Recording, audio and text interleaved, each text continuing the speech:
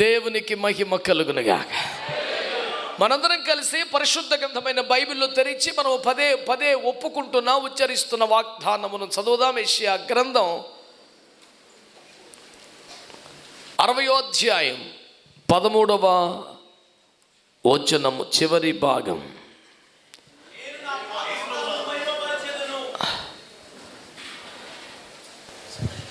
నేను నా పాదస్థలమును మహిమపరచెదను. ఆమేన్. ఒక్కసారి అందరూ స్వరమెత్తి ఆమేన్ అనండి.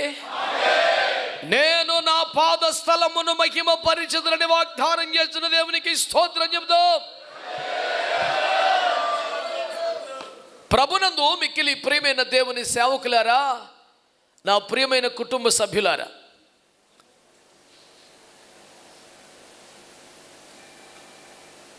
ఎక్కువ సాగతీత లేకుండా సూటిగా సుదీర్ఘమైన విశ్లేషణ అవసరం లేకుండా కట్టే కొట్టే తెచ్చే ఫార్ములాలో ఈ ఉపదేశాన్ని మీ ముందుకు తీసుకొస్తున్నాను. ఆయన మనకిస్తున్న వాగ్దానము, నేను నా పాదస్థలమును మహిమపరచుదును అని. ఆయన పాదస్థలం అంటే ఏది? ఆయన మందిరమే. ఆయన మందిరం అంటే ఎవరు? మనమే. దేవునికి మహిమను ఆరోపించడానికి సృష్టించబడిన మనం, పాపము ద్వారా మహిమను పోగొట్టుకున్న మనం, కలువరి శిలువలో మనము కోల్పోయిన సమస్తము తిరిగి మనకు తెచ్చి ఇచ్చుటకే మరణించి, పాతాళములోనికి వెళ్ళి మరణ వేదనలు భరించి మనము కోల్పోయిన సమస్తాన్ని తిరిగి తెచ్చి మన చేతికి ఇచ్చిన యేసు ప్రభు యొక్క సంపూర్ణ శిలువ రక్షణ కార్యంలో భాగంగా సమకూర్చబడిన మహిమను మరలా పొంది మహిమగల సంఘముగా భూమి మీద ప్రకాశించుటకు దేవుని చిత్తము, దేవుని ఏర్పాటు, దేవుని కార్యము నెరవేర్చుట ఈ సంవత్సరపు వాగ్దానమని మీకు జ్ఞాపకం చేస్తున్నాను. బైబిల్లో ఉన్న వాగ్దానాలన్నీ మన కొరకే. అర్థమైందా? అయితే అన్ని వాగ్దానాలు ఏకకాలంలో నెరవేరవు కదా, అలాగే ఏకకాలంలో వర్తించవు కూడా కదా. హలో, ఒకే సమయంలో అన్ని వాగ్దానాలు వర్తిస్తాయా?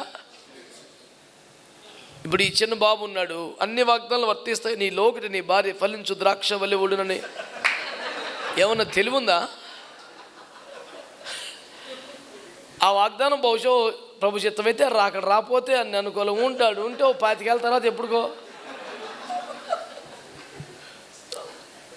కనుక అంటే ఊరక కొంతమందికి వాదించడం ఇష్టం, ఆడికి ఏసయ్య కంటే ఏసయ్య గురించి డిబేట్ చేయటం ఇష్టం. అలాంటి మనుషులు ఈ రోజున పాస్టర్లో కొన్ని 100 మంది ఉన్నారు. ఈ వీధిలో సువార్త చెప్తాడు, పెద్ద పేరే పని రాదు. కెమెరా ముందు డిబేట్ చేద్దామంటే రైయేసు రక్తం వేయి అటు మూమెంట్ అటు ఉండిద్ది. ఎక్కడ విగ్రహారాధన చూసినా, ఎక్కడ పాపం చూసినా, ఎక్కడ వ్యభిచారం చూసినా అపోస్తలులు పరితాపం పట్టలేకపోయాక సువార్త చెప్పాలని మంట కలిగేదంట. ఇప్పుడు అటు పోయింది, ఎక్కడ కెమెరా దొరికితే అక్కడే రక్తమే జయం. అది రోడ్డు పక్కన మొన్నొకడు ఆ రోడ్డు మీద బిజ్జి చేసాడంటే పిల్లలు చెప్పారు నాకు. వెనకాల కొండ యువతల బిడ్జి యువతల కార్లు వెళ్ళిపోతాను అక్కడ చేస్తున్నాడు. ఆడికి కెమెరా ఉంటే దానిలో రోడ్డు అయినా పర్లా. ఇట్లా వింత వింత కార్యకర్తలు బోల్డ్ మంది ఉన్నారు. ప్రియులారా, నేను మీకు చేస్తున్న మనం ఏమిటంటే, మనం ఆయన పాద స్థలముగా మనము బ్రతకగలిగితే దేవుడు మహిమను సంఘానికి ఇవ్వబోతున్నాడు. సంఘం మీదకి దేవుని మహిమ దిగి రాబోతుంది. గుడారం మీద దిగి వచ్చిన దేవుని మహిమకు మించిన మహిమ రాబోతుంది. సొలొమోను దేవాలయం మీదకి వచ్చిన మహిమ అంతకు మించి సంఘం, కడవరి సంఘం మీదకి రాబోతుంది.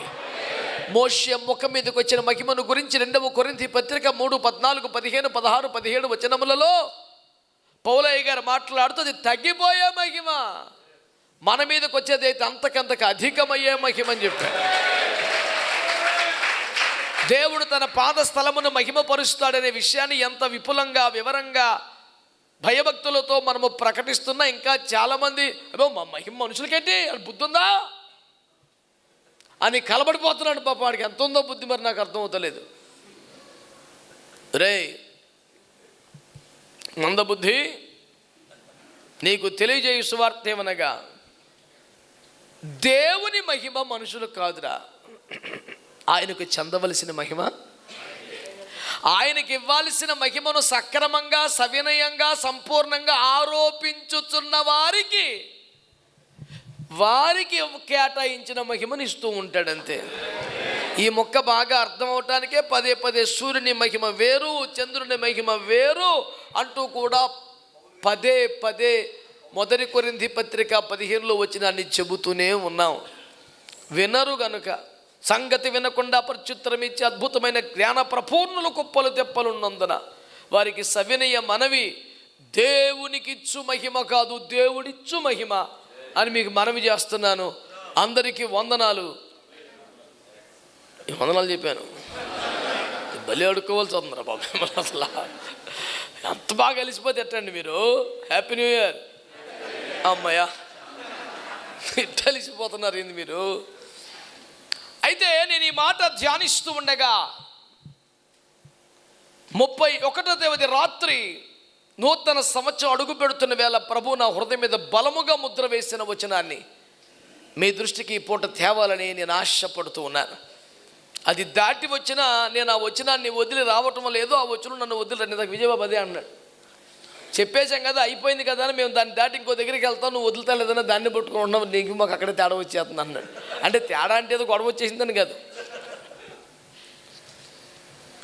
పీటర్ కానీ విజయబాబు కానీ ఒక సందేశం అయిపోయిన తర్వాత నా గదిలోకి వస్తే ఆ సందేశాలను ప్రభు ఏ కోణంలో మాట్లాడాడు, ఏ కోణంలో వారిని దర్శించాడు, ఏ కోణంలో కొత్తగా అనిపించింది, ఏ కోణం మంచిగా, ఇవన్నీ మళ్ళీ మేము డిస్కస్ చేస్తూ ఉంటాం. భలే మంచిగా అనిపిస్తుంటుంది ఆ చర్చ, ఆ ధ్యానం భలే మజా అనిపిస్తుంటుంది. ఇంకా కొత్త విషయాలు తెలుసుకోవటానికి, రేపబట్టడానికి చాలా ప్రోత్సాహకరంగా ఉంటుంది. ఇక వాక్యపరిచయం అయిపోయింది కాబట్టి తినేసి వెళ్ళిపోతాం అన్నట్టుగా ఉండదు మా సహవాసం దాదాపుగా. దేవునికి స్తోత్రం కలుగునగా. హల్లెలూయా. అందరూ కూడా పరిశుద్ధ గ్రంథాలు తెరిచి ఆదికాండము 8వ అధ్యాయం 11వ వచనాన్ని చదివి పెడతారా? సాయంకాలమున అది అతని యొద్దకు వచ్చినప్పుడు త్రుంచబడిన ఒలీవ చెట్టు ఆకు దాని నోట ఉండెను గనుక నీళ్లు భూమి మీద నుండి తగ్గిపోయినని నోవహునకు తెలిసెను. దేవునికి స్తోత్రం చెప్పండి. హల్లెలూయా. మీరు ఒక్క మాట దయచేసి తలలు పైకెత్తి నా వైపు చూస్తా వినండి ప్రియులారా. ఇది మనందరం ఎరిగిన స్టోరీయే కదా, ఇక అంతగా పట్టి చదివేంత అవసరం లేదు. నన్ను చూస్తా వినండి. పాదస్థలం అనండి. అంటే దేవుడు కాలు మోపడానికి ఇష్టపడే, అంతే. పెద్ద లోతైన మర్మం కాదు, గొడవ గోత్రం లేదు, అన్నం చల్లారిపోయే అవసరం అంతకని రాదు, సులువుగా తెగిలిపోయే పని. జలప్రళయము తర్వాత ఒక కాకిని వదిలాడట. ఎవరు? నోవహు. కాకిని వదిలితే దాని బుద్ధిపాడు కానీ అది అటు ఇటు తిరుగుతుంది కానీ ఇప్పుడు ఆ తిరిగి తెచ్చేదే ఇటు తిరగవచ్చుగా. ఇటు తప్ప ఎటైనా తిరిగిన కాకి మనలో ఎక్కడైనా ఉండునేమో అని జాగ్రత్త పడుడి. ఇప్పుడు ఎట్టుబడితే తిరిగేది ఇటే తిరగవచ్చు కదా, దాన్ని తిరుగుడు పాడుగాను. అది ఆడబడతాడు కూర్చొని చచ్చిందా పోనీ సోమరిపోతా బద్దకసలుగా తిరిగిద్ది. కొంతమంది అది చాలా బిజీగా ఉంటున్నారు కానీ ఇంటికి రావట్లా. ఈ స్టేట్మెంట్ వారికి అంకితం. పొరాడు ఖాళీగా కొంపలో పడి ఉంటాడో ఉన్నాడు, తిరుగుతానే ఉంటాడు, తిరుగుడు మండిపోను. ఎల్లి పని చక్క పెట్టుకొని తిన్నగా మళ్ళీ రావాలి కదా అబ్బాయి కొంపకే. పోనీ ఆ కాకి భాషలో మాట్లాడితే అన్ని జతలుగా తీసుకెళ్ళాడా, కాకిని ఏకాకిగా తీసుకెళ్ళాడా? మరి దాని జతపక్షి ఏకాకిగా లోపల ఉందిగా, అదని గుర్తు రావాలిగా. ఈ పాపిష్టి హస్బెండ్ కాకి, వైఫ్ కాకి లోపల ఉందిగా, ఇది హస్బెండ్ కాకి వెళ్ళిందిగా. నీకు నోవహు మీద గౌరవం లేదు, పరిచయం మీద నమ్మకం లేదు, నీ బుద్ధి కుదురుండదు. కనీసం గుర్తుపెట్టుకొని సంతకాడు ఇంటికి రావాలి కదరా. అప్పగించబడిన పరిచర్యలు చేయుచు నమ్మకముగా సహవాసమునకు గృహమునకు తండ్రి ఇంటికి చేరని కాకులకు ఈ వాగ్దానము వర్తించదు కదా. తిరిగి రమ్మని ప్రేమతో నేను ఆహ్వానం తెలియచేస్తున్నాను. చేరి వచ్చిన పావురములకే కాక అటు ఇటు తిరుగుతున్న కాకులకును ఈ వర్తమానము చేరును గాక. హల్లెలూయా. మంచిది పిల్లరా. అది జరిగిన తర్వాత ఒక నల్ల పావురాన్ని విడిచిపెట్టాడట. అది ఎక్కడ కాలు మోపే స్థలం లేక వెనక్కు చేసిందంట. అక్కడ ఎంత ముద్దుకుంటుందో. నోవహు చేయి చాపి దానిని ఓడలోనికి ఇంతే మర్యాద. కాకి కూడా దక్కును. ఆ కాకి అది కాకిని తక్కువ చేయలా, ఇది పావురమని ఎక్కువ చేయలా. గట్టిగా మాట్లాడితే దానికే ఫస్ట్ ఛాన్స్ ఇచ్చాడు. ఈ తిరుగుడుకి అలవాటు పడి నాశనం అయిపోతుంది తప్ప అప్పగించిన పని చేసుకుని కుదిరికి ఎడితే ఎంత గౌరవం ఉంటుందండి. నోవహంట చేయి చాపి దాని లోపలికి తీసుకున్నాడంట. నేను అంటున్నాను, అప్పగించిన పనిలో నమ్మకంగా ఉంటే ఏడపడతాడు తగలబడకుండా. పాదం మోపగలిగిన యోగ్యమైన స్థలం ఉంటే తప్ప మళ్ళీ క్షేమంగా వెనక్కి తిరిగి వచ్చే నిబద్ధత, సమర్పణ, ఆ వైరాగ్యం ఉంటే నీ గౌరవానికి నీ తండ్రి ఇంట ఢోకా ఉండదు. ఈ విషయాన్ని మీరు అంగీకరించాలి, గ్రహించాలని కోరుతున్నాను నేను. సరే, ఒక 7 రోజులు ఆగి మరలా అదే నల్ల పావురాన్ని మరలా పంపించాడట. ఎందుకని? దానికే మళ్ళీ అవకాశం ఎందుకు వచ్చింది? దాని నమ్మకత్వం, దాని కుదురు, దాని సమర్పణ. పదే పదే అవకాశాలు ఒకరికి వస్తున్నాయంటే ఎందుకు వస్తున్నాయి? నువ్వు రావు, పంపించిన చోటికి వెళ్ళవు, అప్పగించిన పని చేయవు, కుదిరిగా తిరిగి రావు, లైవ్లో జాయిన్ అయ్యి 14 వచ్చింది ఛాన్స్ అంటే కాకి మాటలు మాట్లాడు బాకు. ప్రభు అందరినీ పావురములుగానే ఉంచునుగాక. Happy new year. అది అట్లా పిచ్చి పిచ్చి మాటలు మాట్లాడితే నాకు మళ్ళీ చాలా కోపం వచ్చింది. ఏమో సరదాగా చెప్పట్లా, నేను హోమియో మందులు వేస్తున్నా, తిమ్మిరిగా తీయగా ఉంది. కానీ లోపలికి వెళ్ళాక దేవేస్తుంది కడుపుంతా. దేవునికి స్తోత్రం కలుగునుగా. మొదటి నుంచిలో నానబెట్టి తెచ్చిన బిళ్ళలు విన్నావా? తీయగా ఉంది అనిపిస్తుంది కానీ కాసేపటికి హల్లెలూయా. ప్రభుకు స్తోత్రం చెప్పండి. చాన్నాళ్ళకి పరంజ్యోతన్న కనపడుతున్నాడు, సిక్కిపోయే ఎందుకన్నా ఈ సంవత్సరం బలపడతాలే దేవుడు. ఏం పర్లా, ఏ క్లాస్ అని కుటుంబంలో ఉన్నావు, నువ్వు హ్యాపీగా ఉండు. దేవునికి స్తోత్రం కలుగునగా. హల్లెలూయా. ఎప్పుడైనా సరే ఒకటే గుర్తుపెట్టుకున్నా, ఒక లోతుగాడు వెళ్ళిపోతే 318 మందిని ఇచ్చాడు యేసు ప్రభు. బెంగెట్టుకోకో, యేసు రక్తమే జయం. స్తోత్రం చెప్పండి. మంచిగా చెప్పొచ్చు కదా. హల్లెలూయా. సరే బిడ్డలారా, ఒక వారం తర్వాత మళ్ళీ అదే పావురాన్ని వదిలితే ఈసారి ఏం చేసిందట? ఒక ఒలీవ కొమ్మ చిన్నది కట్ చేసి తెచ్చిందట. దాన్ని చూడగానే నోవహుకి జలములు తగ్గిపోయాయి, మనం భూమి మీద అడుగు పెట్టడానికి సరిపడా వాతావరణం వచ్చిందని అర్థమయ్యి ఇక ఉపక్రమించినట్లుగా వాక్యం తెలియచేస్తుంది. ఏమండి, ఈ పావురాన్ని బట్టి నేను ప్రభువుని స్తుతిస్తున్నాను.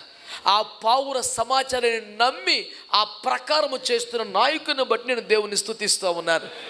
మీకు ఒక పరిచర్య అప్పగిస్తే, మీకు ఒక ప్రాంతాన్ని అప్పగిస్తే అంత గుడ్డి నమ్మకం, పిచ్చి నమ్మకంతో ఉన్నామని మీకు తెలియజేస్తున్నాం. ఆ ఓడలో బడి ఉంటున్నాం కానీ మీ మీద నమ్మకంతోనే ఉన్నాం. ఎప్పుడైనా ఎక్కడైనా ఎవరికైనా అప్పగించిన పరిచర్యల్లో మేము ఎంక్వైరీ చేసినట్టుగా ఎట్టెట్టు జరుగుతుందని కనీసం వాకపు చేసిన సమాచారం ఒక్కడెవడనివ్వగలిగితే నేను మళ్ళీ మాట్లాడను.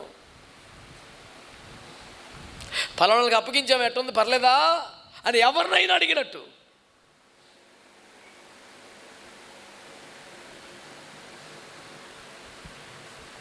మా పావురం మీద మాకు నమ్మకం ఉంది.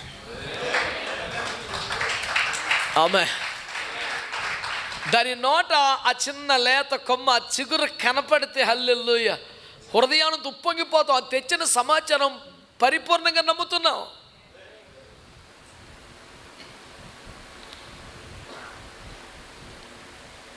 రాయ్ తెల్లపారు నువ్వు కూడా వెళ్ళి చూసిరా, ఇదేదో నాకు ఆకు పట్టుకొచ్చింది నిజమేనట. ఇంకో ఎక్స్ట్రా కమిషన్ లేదు. మీరు చెప్పిన సమాచారమే మాకు పరిపూర్ణ అంగీకారం, నమ్మకం. దాన్ని దాటి దాన్ని కాదని అవేమి లేవు. ప్రతి పౌరానికి నా ప్రేమ వందనాలు. దేవునికి స్తోత్రం కలుగునగాక. సరే, ఇక విషయానికి వద్దాం. అయితే దేవుని బిడ్డలు తొలుత వెళ్ళినప్పుడు కాలు మోపే స్థలం లేక వెనక్కి వచ్చేసింది. ఒక్క వారం రోజులకి పరిస్థితి అంతా సద్దుమరిగింది.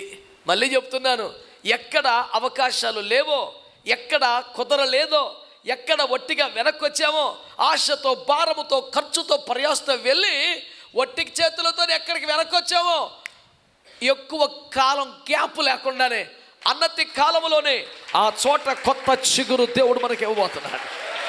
దేవునికి స్తోత్రం కలుగునగాక. నేను నమ్ముతున్నాను పరిపూర్ణంగా. ఒక్క వారం రోజుల్లోనే మళ్ళీ టెస్ట్ చేయని ఎందుకు అనిపించింది? ఆ వారం చాలా సరిపోద్ది అనిపించింది. అన్నా చాలాసార్లు వెళ్ళామన్నా, అక్కడ కుదురుతలేదన్నా. నేను నమ్ముతున్నా. వెళ్ళండి, మళ్ళీ వెళ్ళండి, మళ్ళీ వెళ్ళండి. మీకు బేబొచ్చైన పంట పొలాలు, ఏమండి గోధుమ చేలు, ధాన్యము కాదే, ఏమండి కళ్ళము కుప్ప ఒక చిగురు కనపడితే చాలు యేసు రక్తం వేసి.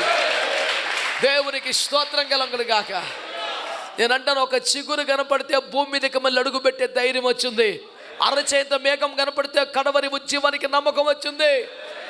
గడ గడ మన ధ్వని వినబడితే సైన్యం లేపబడబోతున్న విశ్వాసం కలిగింది.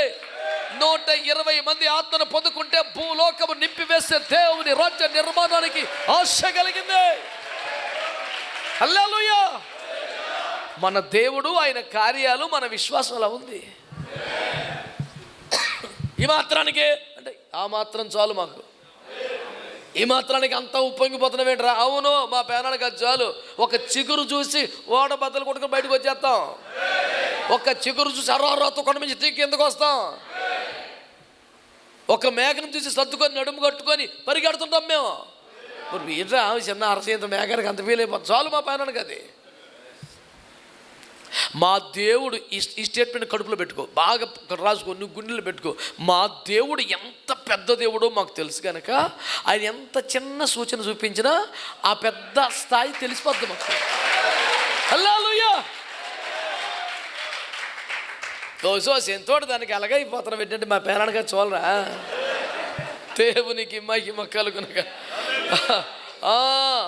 హల్లెలూయా. అందుకనే ఒక్క మాట చాలు అని భక్తులు ఎందుకు అడిచారు? నువ్వు ఒక్క మాట చెప్పు చాలు, ఇన్ని వందల కష్టాలు మర్చిపోతా, ఇన్ని నిందలు మర్చిపోతా, ఇన్ని అవమానాలు మర్చిపోతా, ఎంత తృణీకారం మర్చిపోతా. నేను మోసపోయా, నష్టపోయా, తృణీకరించబడ్డా, అవమానపరచబడ్డా, చీకొట్టించుకున్నాను. ఆయన నువ్వు ఒక్క మాట చెప్పు, మళ్ళీ వెళ్ళరాని నేను రెడీ. ఆయన ఒక్క మాట చెప్తే చాలు. 40 రోజులు కట్టుకోపాసం పెట్టి పచ్చి మంచిలు ఇవ్వకుండా, కూర్చుంటే కుర్చీలు లేకుండా, అసలు రిలాక్స్ అవ్వటం లేకుండా, కొండ మీద నుంచోబెట్టి అన్నపానాలు లేకుండా అల్లాడించేసి ఇచ్చింది ఏంటి? 10 మాటలు. ప్రపంచానికి సరిపోతున్నాయి. ఓ చెప్పేస్తున్నా టన్నులు కొద్దీ. ఆ 10 మాటలకి మ్యాచ్ అవుతుందా మన గొడవ? ఆయన చెప్తే ఒక ముక్క చాలు. ఈడ్చుకొడితే ఒక పలక మీద 4, ఒక పలక మీద 6 ఇంతే. ఆ పలకలట్టుకొస్తే మొత్తం మహిమ. నేను మొన్న రాసుకున్నాను, నా నోట్స్లో మొన్న శనివారం రాత్రి రాసుకున్నాను, చేతిలో నిబంధన పలకలు ఉంటే ముఖం మీద మహిమ ఉంటుందని రాసుకున్నాను. దాంట్లో వేరొక భాగాన్ని సంఘానికి బోధించాను, కానీ నేను అది ధ్యానం చేస్తూ నా కోసం రాసి పెట్టుకున్నాను. మీకు కూడా చెప్పేశాను. కుదురుకుని సేవ ప్యానం ఇక చెప్పేసింది దాకా. శనివారం తొక్కిపెట్టే సంఘానికి చెప్పకుండా, కానీ ఇప్పుడు ఆగల బండి. దేవునికి స్తోత్రం కలుగునగాక. చేతిలో నిబంధన పలకలు ఉంటే ముఖం ప్రకాశం. నువ్వు ఉపవాసాలు ఉన్నావా, అన్నం తిన్నావా కాదు, ఒట్టి చేతులతో ఏముంటుంది అసలు? 1 వే ట్రాఫిక్. నీ ఏడుపు నువ్వు వేడి చేసావు, నీ బాధ నువ్వు వేడి చేసి వచ్చేసావు. ఆయన ఇచ్చింది ఏది? ఇది అక్కడ ఏడిచాక నేను 40 రోజులు ఉన్నా, నేను 50 రోజులు, నేను 120 ఉన్నా. ఈ లెక్కను బట్టి ఏంటి సార్? ఏమన్నా ర్యాంకింగ్ ఇవ్వాలా మనకి? ఇప్పుడు ఏమన్నా కావాలా? అట్నుంచి ఏదన్నా ఒక ఫలం పట్టుకొస్తే, ఓ పలక పట్టుకొని ఏదో పట్టుకొస్తే ఏదో నెట్టుతుంది ముఖం మీద. ఒడి చేతులతో వెళ్ళాలి, కానీ ఒడి చేతులతో రాకూడదు. మాట్లాడరా. నువ్వు 3 రోజులు ఉన్నావో 30 రోజులు ఉన్నావు పాయింట్ కదా, ఏదో ఒక మాట పొందుకొని లేదా నీకు బయటకు వస్తాక మనసెట్ట అలా నీకు దుఃఖం రావాలి కదా. ఏ ముఖం పెట్టుకొని వెళ్ళను ప్రభా బయటికి నన్ను బాధ రావాలిగా నీకు. 3 రోజులు ఏడ్చావు కాబట్టి అయిపోయింది. ఇక టెంట్లు తీసేసి ధర్నా మానేసి ఇంటికి తినేస్తావా? నువ్వు కరెక్ట్ టెంట్ వేసి తెచ్చావా? నీ పని ఏంటి? మాట్లాడే దేవుని దగ్గర 30 రోజులు కూర్చున్నావు, 40 రోజులు కూర్చుని ఏ మాట లేకుండా ఎట్టొస్తావు నా వెనక్కి? వంతు గంతేసినట్ట ఉపవాసం అంటే నా వంతు నేను చేశానా, నువ్వు చేయి, ప్రార్థన చేయటం నా వంతు, కార్యం చేయటం నీ వంతు, పాటిసి వచ్చాయి. ఇక ఆ దేశమును సంచరించి చూసి ఆ నివాసములు ఎట్టివో ఆ నేల ఎట్టిదో అన్ని చూసి ఏదైనా ఒక ఫలం పట్టుకొని రావాలంట కదా. ఆడి పేరే వేగుల వాడు, వాడి సమాచారమే కిందనున్న వారిని కొండెక్కించుంది. దేవునికి మహిమ కలుగునుగాక. హల్లెలూయా, హల్లెలూయా. ఇలాంటి ఒక మంచి పౌరముగా మీరు ఉండాలని, నేను ఉండాలని ఆశపడుతున్నాను. ఇది నీకు నాకు సమానంగా వర్తించే ఒక ఉపదేశం బిడ్డలారా. అయితే పాదస్థలం అనండి, మోపడానికి కుదరక వెనక్కి ఒక్క వారంలో మళ్ళీ ఛాన్స్ దొరికింది. నేను ఇప్పుడు అంటాను, జలప్రలయం వచ్చి అన్నాళ్ళు అయ్యి ఉంటుంది, ఈ సిగురు దొరికే నాటికి ఓ వారం ఏంటిదా?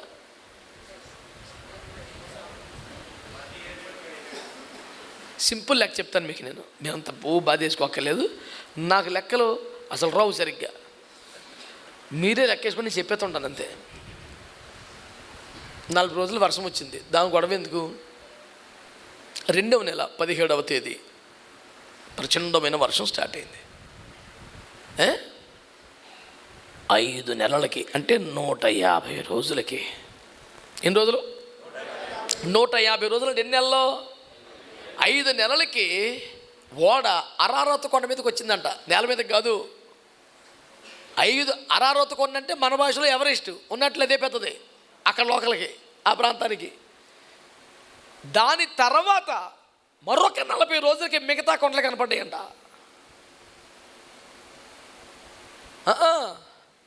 10వ నెలలో, 10వ నెలలో ఏది 7వ నెల 17వ తేదీ అంటే ఖచ్చితంగా 5 నెలలకి అరారత్ కొండ. మళ్ళీ 10వ నెల అంటే ఇంకో 3 నెలలకే. ఓరి నాయనా, అప్పుడు మిగతా కొండలు పంపిస్తే ఓ 40 రోజులు చూసి కనపల్లా. ఆ తర్వాత మళ్ళీ ఇంకొక 7 రోజులకి దొరికింది ఛాన్స్. ఇప్పుడు చెప్పండి మీరు మొత్తం ఎన్ని అయింది? 10 నెలల, అవి ఒక 5 నెలలు, ఈ ఒక 3 నెలలు, 8 నెలల. 8 నెలలకి మళ్ళీ ఒక 40 రోజుల, 40 రోజులకి మళ్ళీ ఒక 7 రోజుల, 8 నెలలు అంటే వెళ్తా 8 మూళ్ళు, దానికి 47 రోజులు కలుపు. దగ్గర ఎన్ని వచ్చేసింది తెలుసా? 300 రోజులకి సమీపించేంత దగ్గరికి వచ్చేసింది. నా పాయింట్ ఈ లెక్కలు చెప్పడం కాదు, నాకు అంకెల మీద ఇంట్రెస్ట్ లేదు. ఒక్క మాటే అది చెప్పితే మనం భోంచేసి వెళ్ళిపోతాం. ఇక నా గుండె నిండా ఉన్న దుఃఖం, సంతోషం, ఆనందం అన్నీ ఆ మాటే. సుమారు 300 రోజులు, ఎగ్జాక్ట్ కాదు. దీని మీద పెద్ద సిద్ధాంతం చేసే రాజధాని చేసే పరిశుద్ధులందరికీ మీ ఇష్టంరా బాబు. ఎగ్జాక్ట్గా కాదు, ఇంచుమించుగా దాదాపు ఒక 300 రోజుల తర్వాత నెలలోంచి బయటకు వస్తే ఒలీవ చెట్టు మాత్రమే చిగురించింది. గట్టిగా యేసు రక్తమే చేయి. ఆల్మోస్ట్ 1 ఇయర్ అండి, 10 నెలలు. నీ ఒక ఒలీవ చెట్టు అయితే, దేవుని సన్నిధిలో నాటబడిన చెట్టు అయితే, జల ప్రళయం కాదు, వరదలు కాదు, తుఫానులు కాదు, ఏది వచ్చినా ముంచేసినా నీలో జీవము తగ్గిపోదు, నువ్వు చచ్చిపోయే ఛాన్స్ లేదు. 10 నెలల తర్వాత అయినా నువ్వు పచ్చగానే ఉంటావు, నువ్వు చిగురిస్తావు, నువ్వు ప్రకాశిస్తావు, నువ్వు మళ్ళీ వాడబడతావు, నువ్వు మళ్ళీ నిలబడతావు. ఈ సంవత్సరము దేవుడు నీకు ఇస్తున్న వాగ్దానం ఇదే. దేవునికి మహిమ కలుగునుగాక. ఆయన పాద స్థలము, కాలు మోపే స్థలమే తెలుసా? ఎవడు చిగురిస్తాడో అడి మీద, ఎవడు చిగురు పెడతాడో వాడి మీద, ఎవడు కుళ్ళిపోడో వాడి మీద. నాకు ఆశ్చర్యం కలిగి మీరు నవ్వుకుంటారు, తర్వాత చూడుకోండి, మీరు అన్ని తేజీలన్నీ రాశాను ఇక్కడ కూర్చొని.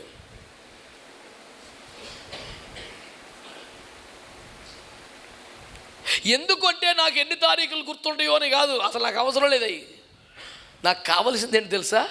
సుమారు 10 నెలలు నీళ్ళ కింద మగ్గిపోతే హలో, సుమారు 10 నెలలు నీళ్ళ కింద మగ్గిపోతే నేను చెప్తున్న ఒక మాట వింటున్నారా, అది కుళ్ళిపోలేదు సార్. ఒక వారం కనబడకపోతే,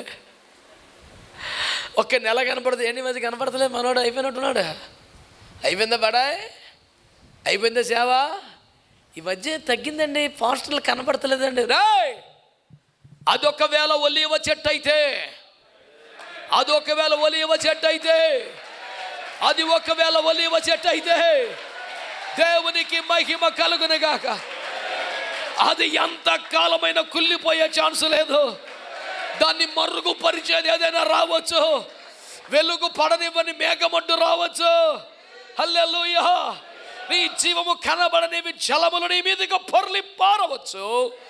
నీలోని జీవము నాశనమైపోయే ఛాన్స్ లేదు.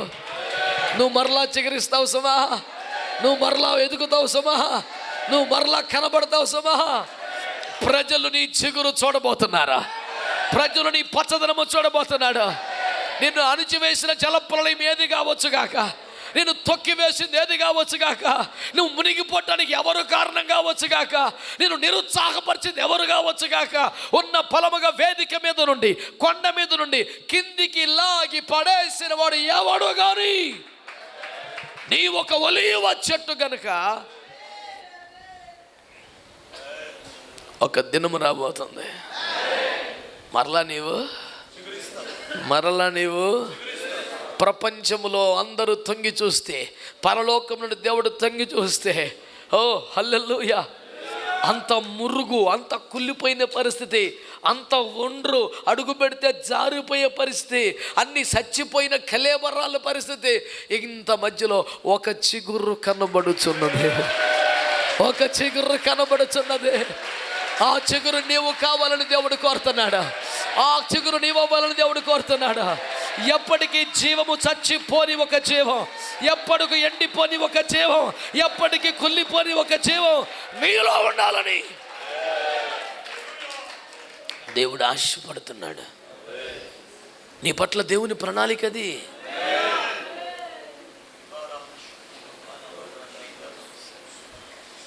ఉదయమున వికసించి సాయంత్రానికి వాడిపోయే గడ్డి పువ్వు కాదు నీవు సేవకుడా. ప్రళయముల తర్వాత కూడా చిగురించే ఒలీవ చెట్టు.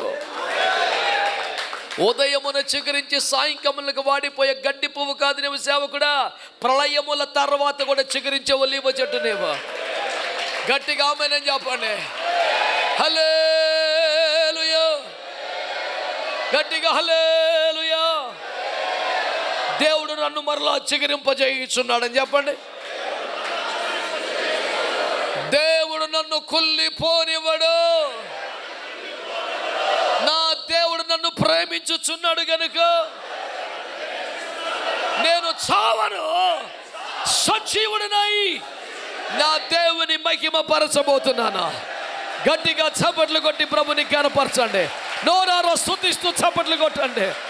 చిగురు పెట్టే కృప, చిగురింపజేసే కృప, మరలా బ్రతికించే కృప సమృద్ధిగా పరిశుద్ధాత్మ ఒక్కొక్కరికి నిశ్చయముగా ఇప్పుడే అనుగ్రహించునుగాక.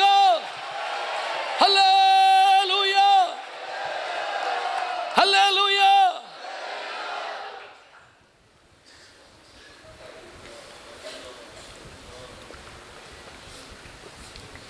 Amen. I'm so excited to minister to people with the word of God, with the anointing of the Holy Spirit God. Amen. Amen. I can clearly see the mighty hand of God and its move among this congregation. I am not an emotional person in this time. You know, భావోద్రేక పూరితమైన మాటలు కావివే. దేవుని హస్తమును నేను చూడగలుగుతున్నాను. హల్లెలూయా. ఎలాంటి వ్యత్యాసం లేదు, ఎలాంటి తారతమ్యం లేదు, ఎలాంటి పక్షపాతం లేదు.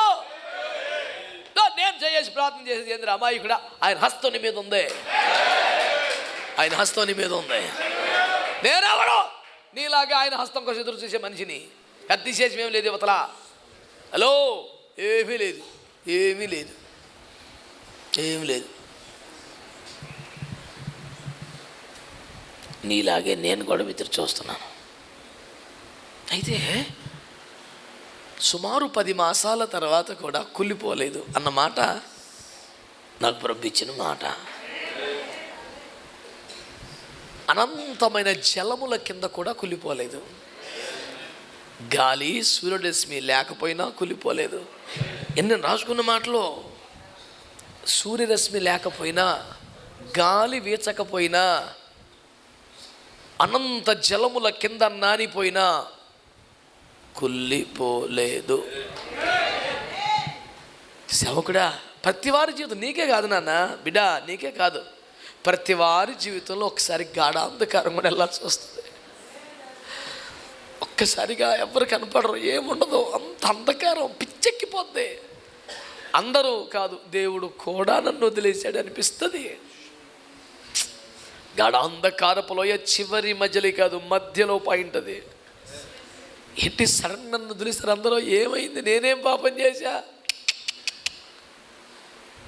అది చిన్న మజిలీ. దాని తర్వాత ఏముంటుంది తెలుసా? గిన్నె నిండా పొర్లి అభిషేకం ఉంటుంది. దాని తర్వాత గిన్నె నిండా పొర్ల అభిషేకం ఉంటుంది. దాని తర్వాత శత్రువులు ఎదుట భోజనం ఉంటుంది. కారణం దుడ్డు కర్ర దండము నీకు తోడుగా ఉంటుంది. కృపాక్షేమములే వెంట వస్తాయి. చిరకాలము చిరకాలము చిరకాలము నువ్వు యెహోవా మందిరములో ఉంటావు. స్వతంత్రించుకుని వారందరూ ఆమేనండి. హల్లెలూయా, హల్లెలూయా. మహిమ నీదే, ఘనత నీదే, మహిమే ఇచ్చే త్యాగం నీదే. ఒక చిగురివడా తన మహిమను నీకు ఇచ్చే పేదమే. ఏమిటా అల్ప విశ్వాసం? పరిస్థితులు చూడొద్దు. చుట్టూ ఉన్నది గాఢాంధకారం, ఎందుకు చూస్తున్నావు? ఎంత చూసినా చీకటేగా, ఏం కనపడదు. ఒకసారి అటు చూడు, ఒకసారి అటు చూడు. శత్రువు ఎదుట భోజనం. బహుశా నేను అనుకుంటాను, ఇతనికి ఏమీ కనపడకుండా చేసిన టైంలో, గాఢాంధకారం కదా, ఏమీ కనపడదు కదా, ఆ టైంలో బల్ల ఎత్తున్నాడు. అక్కడ బల్ల వేస్తున్నాడు, ఐటమ్స్ పేరుస్తున్నాడు, దేవదూతలన్నీ ప్రిపేర్ చేస్తున్నాయి. ఆ అరేంజ్మెంట్ నీకు ఎందుకు లేదు సోపటం అని అట్టే చీకటి వచ్చింది తప్ప, మొత్తం టేబుల్ రెడీ అయిన తర్వాత వెలుగు కట్టా. హల్లెలూయా, దేవునికి మహిమ కలుగునుగాక. హల్లెలూయా. ప్రభునందు మిక్కిలి ప్రియమైన దేవుని ప్రజలారా,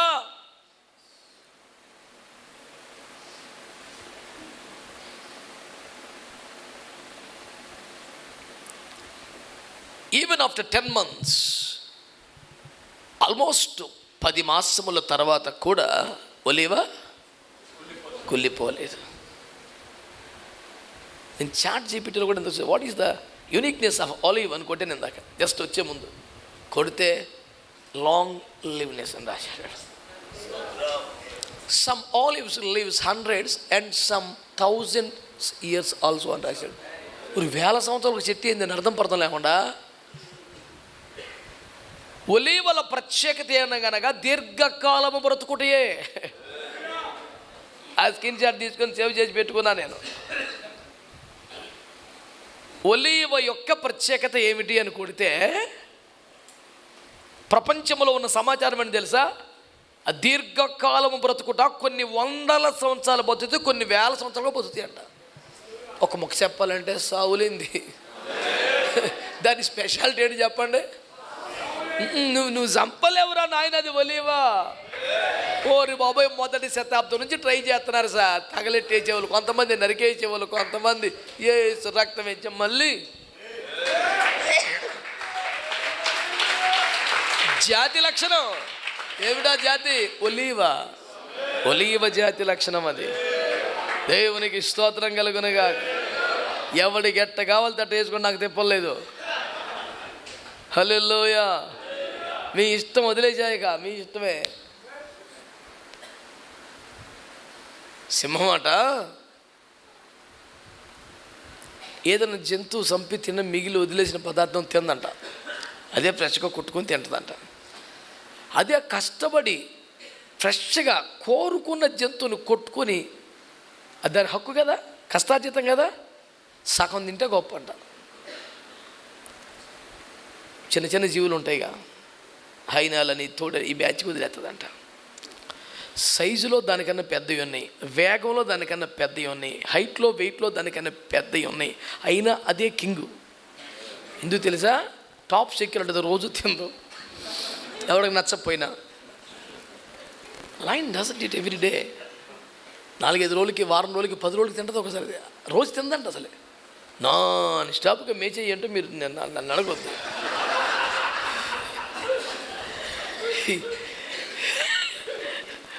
అది పద్దాక తిందంట, అసలు వారంకో 10 రోజులు తింటుందంట. అది కూడా కష్టపడి వేటాడి కొంచెం తిని వదిలేస్తుందంట.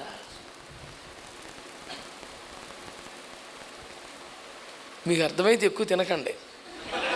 ఇవ్వాలి గురించి కదా నేను చెప్పేది. తల్లులు మీకోసం కష్టపడి ఉండరు, అటు చేయబాకండి. ఇది అయిన తర్వాత అది అమలు చేసుకోండి. దేవునికి స్తోత్రం. నేను ఆగలకి ముందే చెప్పేసి అది తర్వాత అప్లై చేయండి. ఇది సింహం దాని రేంజ్ సైజుని బట్టి దానికంటే వేగంగా పరిగెత్తే ఉన్నాయి, దానికంటే హైటు వెయిట్ ఉన్నాయి, కానీ పద్దాక తిందో. ఆ తెచ్చుకున్న కొంచెం కూడా 10 మందికి పెడుతుంది. ఈ క్వాలిటీస్ని బట్టి అది మృగరాజు. 10 మందికి పెట్టేవాడు రాజు, కానీ 10 మంది తింగేసేవాడు, ఎవడు తినేసేవాడు నాడు బంది పోటు దొంగ. అందరి దగ్గర లాక్కు తినేస్తే, అందరికి పెడితే తినేసే రకమా, పెట్టేసే రకమా?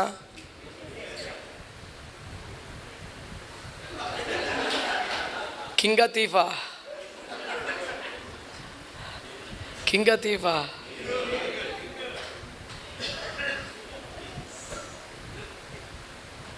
మనసాక్షి బాగా పనిచేస్తుంది. చాలామంది మాట్లాడలేకపోతున్నారు. అయ్యి బాబోయ్, మరి ఆ క్వాలిటీకి రావాలి, మరి తప్పదు. దేవునికి స్తోత్రం కలుగునగా. హల్లెలూయా. కుళ్ళిపోకుండా ఉండాలంటే ఏం చేయాలి? అపోస్తలుల కార్యముల గ్రంథం 2వ అధ్యాయం 27వ వచనం. అపోస్తలులు 2:27.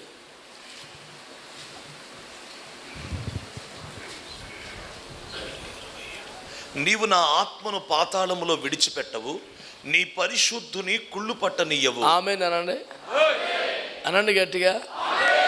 నువ్వెన్ని ప్రసంగాలు చేసినా, నేను ఎన్ని మాటలు మాట్లాడినా, ఎవరింత అడగబడి చేసినా, కుళ్ళిపోని వాడు ఎవడంటే పరిశుద్ధులు ఉన్నవాడు.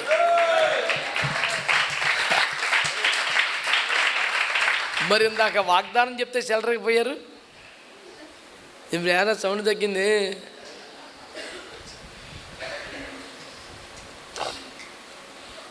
బాగా చెప్పినట్టు చెప్పి మళ్ళీ లేనిపోని మెలికెట్టేవేంటి అన్నాడు. నీ పరిశుద్ధిని కుళ్ళు పట్టనీయవో. కుళ్ళు పట్టని ఒక స్థితి మనకు రావాలంటే అది 10 నెలలైనా ఇంకెక్కువ అయినా, ఎంత గాఢాంధకారంలో ఉన్నా, సూర్యరశ్మి తగలకపోయినా, గాలి వీచకపోయినా, వెలిగే లేకపోయినా, చీకట్లో నీళ్ళలో నానిపోతున్నా, అసలు కుళ్ళిపోయే పరిస్థితి నీకు రాకూడదంటే, నీలో జీవం అలాగే ఉండాలంటే పరిశుద్ధతలోకి రావాలి. నీ పరిశుద్ధిని కుళ్ళు పట్టనీయవో అంటే ఈ వాగ్దానం స్వతంత్రించుకోవాలంటే మనం ఎందులోకి రావాలి? ఇంకేమి లేదు మంత్రం దీనికి.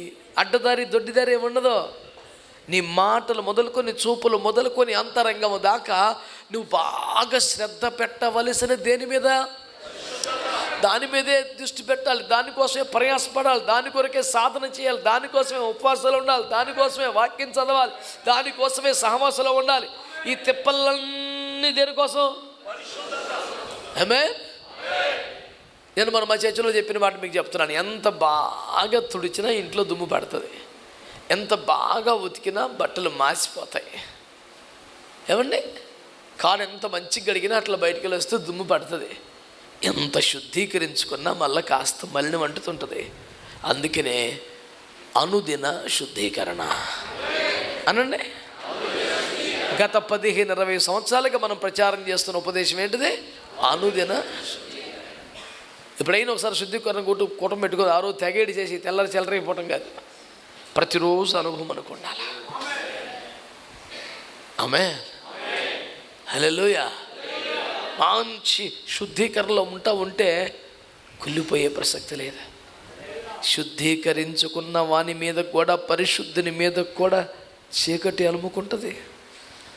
విడవబడతాడు, పాతాళంలోకి వెళ్ళాల్సి వస్తుంది, చీకట్లో ఉండాల్సి వస్తుంది, మళ్ళీ బయటకు వస్తాడు. కాకపోతే మునుపటి కంటే బేభత్సంగా వస్తాడు. సుమా, దేవునికి మహిమ కలుగునుగాక. హల్లెలూయా.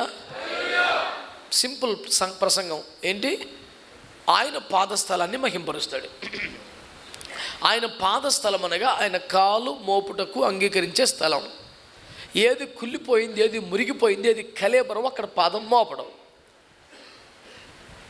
ఏది చిగురించిందో దాని మీద కాలు మోపుతాడు.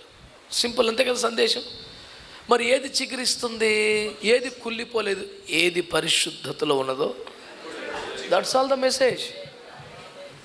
ఈ దినం ప్రభు మనకిస్తున్న సందేశం చాలా సూటిగా, స్పష్టంగా, సింపుల్గా. మనం పరిశుద్ధతలోకి వస్తే, ఆమేన్ అనండి, ఆమేన్. మనం పరిశుద్ధతలోకి వస్తే చెప్పండి, తొలిపో పాతాళంలోకి వెళ్ళిన 10 మాసాలు చీకట్లో బతకాల్సిన పరిస్థితి వచ్చిన పరిశుద్ధతలో ఉంటే, సంఘం వెళ్ళిపోయిందా, సేవ వెళ్ళిపోయిందా, డబ్బులు వెళ్ళిపోయినా, ప్రియమనులు వెళ్ళిపోయారా, గౌరవం పోయిందా, ఎన్ని పోయినాయా, పరిశుద్ధత ఒక్కటి ఉంటే.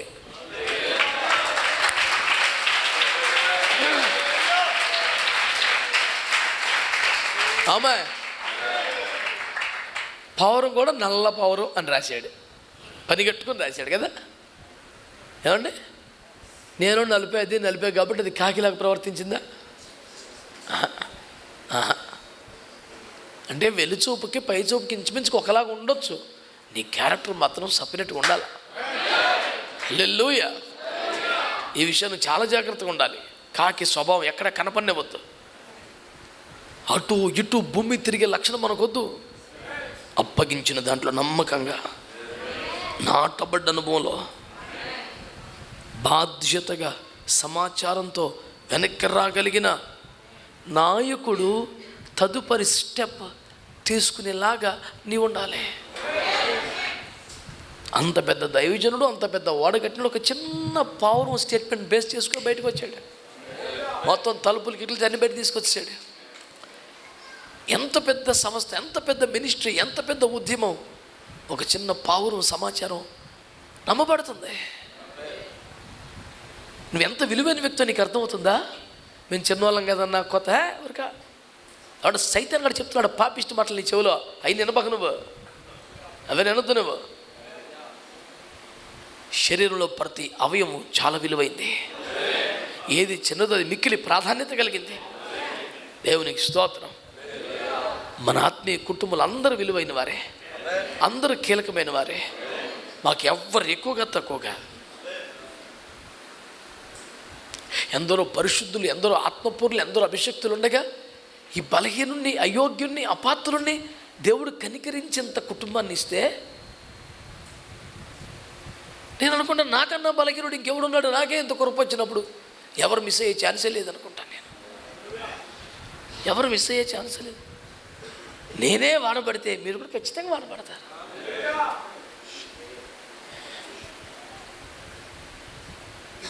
వాగ్దాన గీతం పిల్లడు హై పిచ్లో చేశాడు. అతను హైటే, అతను స్వరం హై పిచ్చే, అలవగ్గా చేసి పడేశాడు. ఏ లెక్క లేకుండా పాడి పంపించేశాడు. ఆయన దానికి టిట్ అని ఆయన పంపించేశాడు. అన్నా పాడేసే అన్నాడు. ఆడపాడి చేసేది ఒకటిలోనే సావులు ఎలా మేము 3లో 4లో తీసి పెట్టి అడదత్తాం. మేము ట్రై చేశా, వల్ల వీళ్ళిద్దరు కలిసి చెరుకు పక్కన నుంచొని ఏం కాకుండా పాడించారు నన్ను. ఆ రోజు తిండి తిప్పలు కూడా లేవు, ఆకలి 3:30 అయిపోతుంది, ఓపిక లేదు. ఆ టైంలో నేను వెళ్ళిపోతే మళ్ళీ దొరకడి మనిషి కొర్రమని చేపలాగా జారిపోతున్నాడని నన్ను ఎత్తుకెళ్ళి స్టూడియోలో పడేశారు. ఏసు రక్తం వేయించి అడినా ఓపిక లేదు. మామూలు ఫుల్గా తింటే బలంగా ఉంటేనే ఆ స్కేల్ పాడి సావాలి. ఎప్పుడు అసలు ఓపిక లేదు, అన్నం లేదు, నీరసం వచ్చేది. నేను బాగాలేనంటే ఏం కాదు, నేను నాకు బాగోలేదు, నా వల్ల కాదు అంటే నాకు ఏమైనా పెడుతూనే ఉన్నారు, లైట్లు పెడుతూనే ఉన్నారు. వాళ్ళ విశ్వాసం వాళ్ళది. నా మీద కాదు, వాళ్ళ మీద వాళ్ళకి. మేము పాటించగలం. ఒక పక్కన ఇటు ఒక పక్కన ఇద్దరు నుంచొని ఏదో చేశారు. నేను మాయ చేసి పడేశారు నన్ను అంతే. ఇంకా తిప్పలు పడుతున్నాను, ఈలో పెట్టేస్తున్నాడు. అయిపోయింది వచ్చాయండి. ఇది ఎప్పుడు రాండి, అయిపోయింది వచ్చాయి, వెళ్ళిపోదాం. మామూలు కాదండి వాళ్ళిద్దరు. అమ్మో,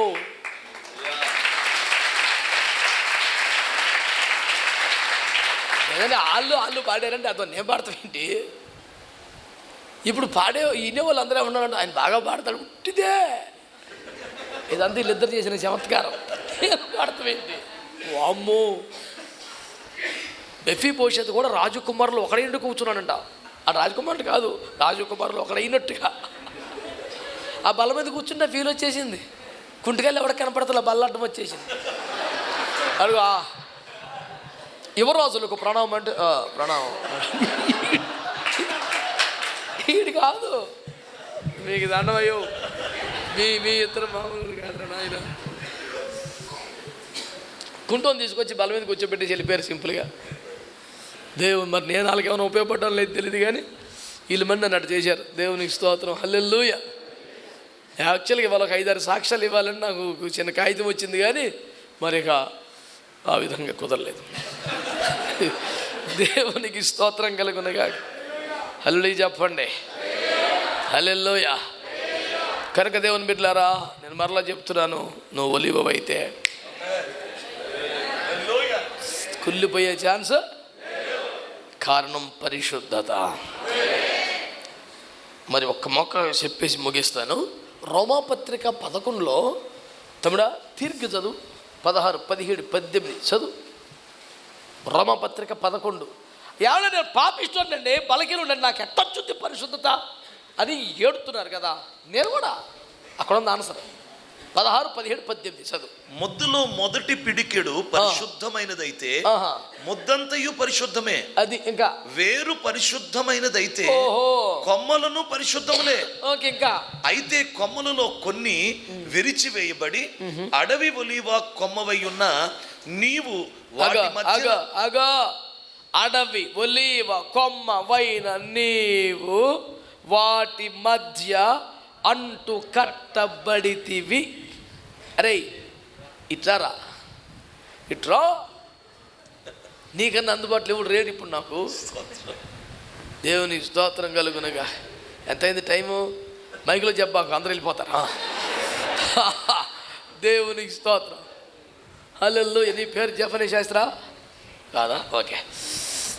ఇప్పుడు ఒలీవ చెట్టు కొన్ని కొమ్మలంట ఎన్ని చెప్పినా లొంగపోతే నరికి అవతల పడేసాడంట.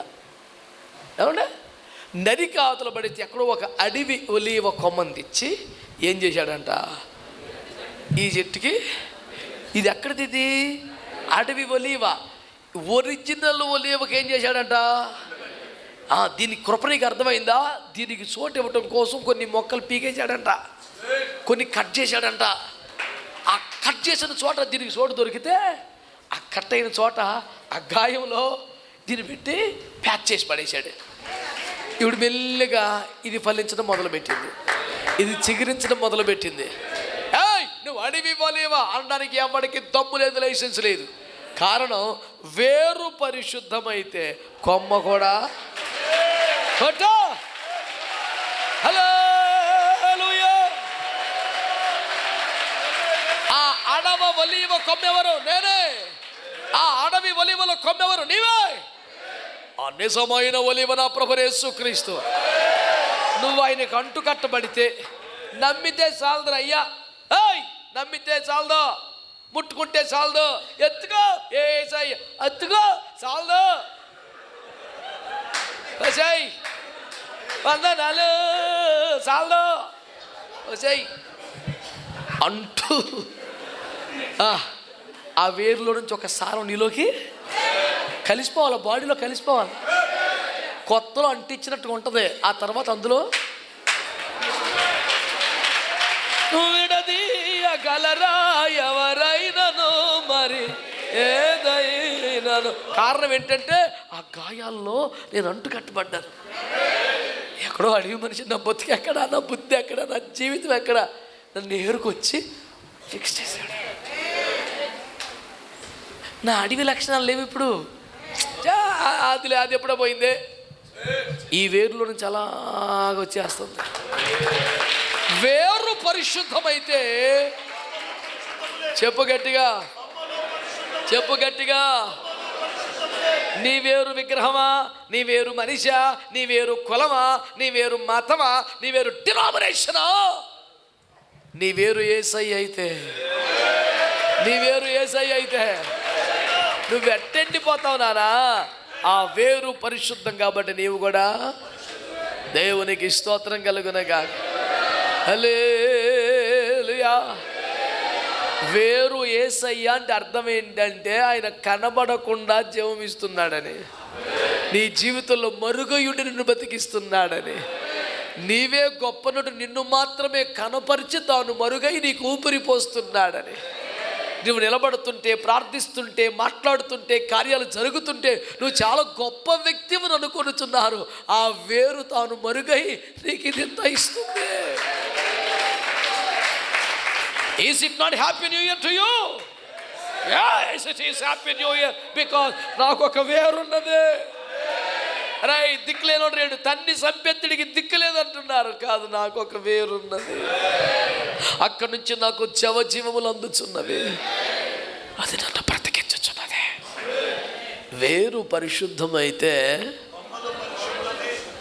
ఇంకోలా చెప్పనా, వేరు పరిశుద్ధమైతే కొత్తగా వచ్చి అంటు కట్టబడిన అడవి ఒలీవ కొమ్మ కూడా పరిశుద్ధమే.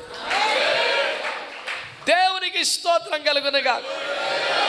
నా జాతి లక్షణములు, నా తల్లిదండ్రుల నుంచి వచ్చిన రక్త ప్రభావము, పితరుల పారంపర్యముగా దఖలబడినవన్నీ కూడా అడ్డుకొని కల్వరి సిల్వర్ రక్తము ద్వారా ఒక నూతన జీవమును నాలో ప్రవేశపెట్టి నన్ను చిగురింపజేయుచున్న యేసయ్యకు, ఆయన శిలువ కార్యమునకు హృదయపూర్వకమైన కృతజ్ఞతాస్తుతులు. హల్లెలూయా. ఒక 10 సెకండ్లు ఒక అల్లాడించు అర్పణ దేవునికి ఇవ్వండి.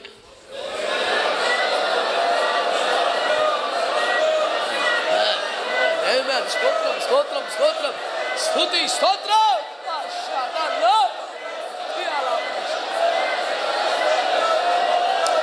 ఆమేన్. అందరు మంచిగా హల్లెలూయా హల్లెలూయా హల్లెలూయా.